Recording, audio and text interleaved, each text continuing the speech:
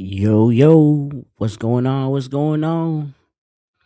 Your boy Ron back with another episode of Small Talk. And today we will be covering who is going to be the number two wide receiver for the Commanders and where the analysts have us ranked in the 2026 NFL season. As you can see, we are ranked fourth in the NFC East according to NFL analysts. Don't know how, don't know why. Because the moves we made this offseason, I don't think we're going to finish in fourth. I think we may either finish second behind the Eagles, but I don't see us last. I still see New York or Cowboys last. Although I do think New York will be a much improved team this year. So let's talk about this wide receiver group for Washington. So you have Luke McCaffrey, Terry as your number one, Antonio Williams as your Z, your X. And actually, Antonio Williams can play all three wide receiver positions if you really think about it. But in college, he mostly played the slot and the number two because he was forced to.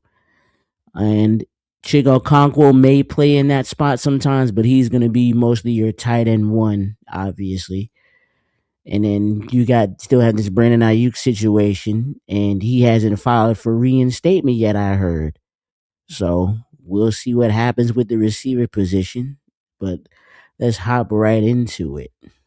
So obviously, I mentioned Luke McCaffrey, who's been a good special teams player for us.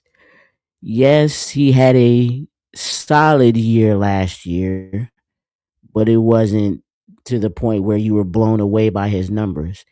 So let me see. As you see right here, Luke McCaffrey went to Rice University in 2025. He had 11 catches for 203 yards and three touchdowns.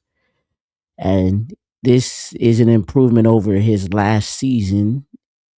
Let's see, in 2024, Luke only had 18 catches for 168 yards. So yes, Luke started off as a quarterback at Rice, but I do believe he can improve as a receiver overall in this 2026 season. Because OTAs, they've been saying he's actually improved his route running, he's improved his hands. Overall, he's a better blocker than he was. And even your offensive coordinator, David Blau, says his route running is sharper, improved hands, and he is a former third round pick in 2024. So in 2025, I'm looking for him to have at least 500 yards. That would be considered a breakout for Luke McCaffrey in the third round.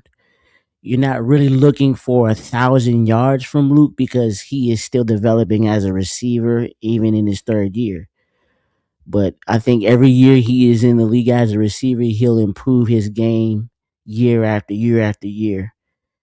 And if not, I think he'd be a pretty solid depth player behind who we have now. So we'll see what happens this year.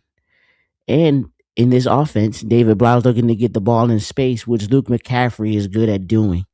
And then you add that on top of his sharper route running, I think he'll create even more space this year. And I'm saying he'll have at least 4 or 5 touchdowns when he plays this season. So looking forward to seeing Luke McCaffrey improve and how he will fit into this offense. Traylon Burks, we know he's the former first round pick of the Titans. And his problem was injuries. It has always been injuries because in 2022 he played 11 games. 2023 he played 11 games again, and in 2024 he only played 5 games. So you can see his health is the main issue when it comes to his production or lack thereof.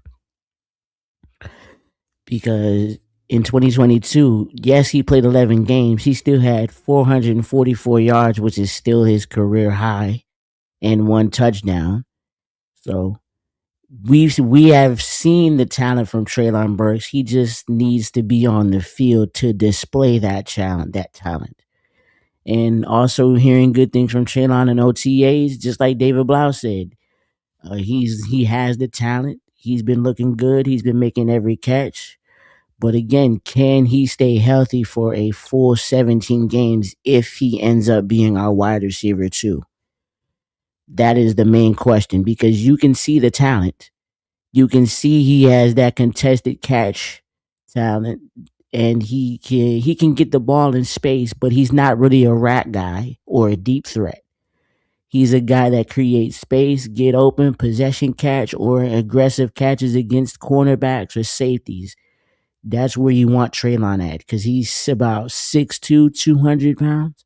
So you want him lining up against your safety or mismatch. That way you can throw the ball up to him and he can moss the guy in the end zone or moss him for a first down or get his feet in bounds when you're throwing the ball to him. So I think he'll be more a possession and a contested catch guy rather than a rat guy or a deep threat. Antonio Williams, who's also been looking good in OTAs. This is the guy who's played inside and outside in college and been very productive doing both. And obviously, we've seen him. He can run every route. He has reliable hands, can make plays after the catch when he gets an open field, knows when to read zone, knows when his quarterback is under the rest and he has to scramble, and he knows how to get open. So it's not like he's gonna be able to create a good target for Jaden to throw to when he's under duress or when he has to get a first down. So we shall see what happens with Antonio Williams this year. And then I mentioned Brandon Ayuk earlier, who hasn't played in 2 years. But when he is on the field, he's a dynamic weapon on offense when he is on the field, as we saw this time and time again with the 49ers. So, and in his rookie year in 2020, he had 60 catches for 748 yards and 5 touchdowns, which is very good as a rookie. In 2021, 56 catches for 826 yards and 5 touchdowns. Very good again. And in 2022, he recorded his first 1,000-yard season with 78 catches for 1,015 yards and 8 touchdowns. And these amount of touchdowns remains his career high. And in 2023, he had 75 catches for 1,342 yards and 7 touchdowns. And obviously, San Francisco went to the Super Bowl that year to face the Kansas City Chiefs, in which they lost. In 2024, got injured, played 7 games, and in those 7 games, he had 25 catches for 374 yards. So when he is healthy, we see he's very productive in the league. Because he is not trash. The reason the 49ers are holding on to him is because they know he's going to be productive wherever he goes. And very clearly, he wants to come to Washington, as you see him posting all these stuff on Instagram, posting to his story in a Washington hat. He wants to be with his boy Jaden. So all he has to do, attend training camp, turn himself in, do what you need to do to be released so you can sign with Washington so you can become adept to their playbook this season. That's all you have to do. This could have been solved already if he was released. But if Ayuk does not come here, I'm looking for Stephon Diggs to come in and make an impact immediately. So Stephon Diggs is still one of the better route runners in the league, even at 32 years old. And he's still one of the best separators in this league, evident in the 2025 season when with the Patriots, which he amassed 1,013 yards and 4 touchdowns. And this would be a good addition to Terry McLaurin because now the attention isn't fully going to Terry. And actually, even if you don't sign Diggs, I don't think the attention will be on Terry either because now you're going to have Chiga Conko who can get open, who can run after the catch. You're going to have Antonio Williams, who can be a good slot receiver, a good weapon for Jaden Daniels. Shoot, he might even be our number two. You never know.